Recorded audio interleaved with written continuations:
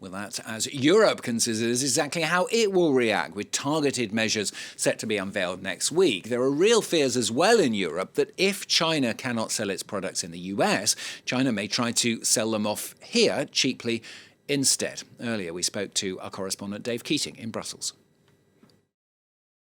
Yesterday, we had a phone call between EU President Ursula von der Leyen and the Chinese Premier, specifically about how to avoid dumping of products from China. So that would be products that Chinese companies were intending to export to the United States.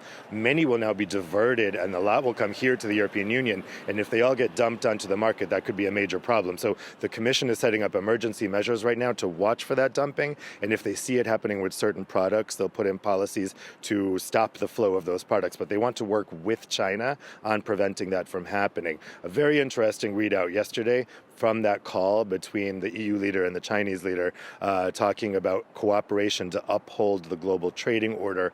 Of course, the U.S. has been pressuring the EU to adopt an aggressive stance against China for the past years. The EU has largely complied, but now with the U.S. adopting an aggressive stance toward the EU, we're seeing the EU and China growing closer together. Yesterday's call was an illustration of that, and the EU does have options to increase its trade with China, with India, with Brazil, with all kinds of countries. Even the past couple of days, I've heard people saying the EU should quickly drop its sanctions on Russia because the U.S. is abandoning them, which is an interesting take.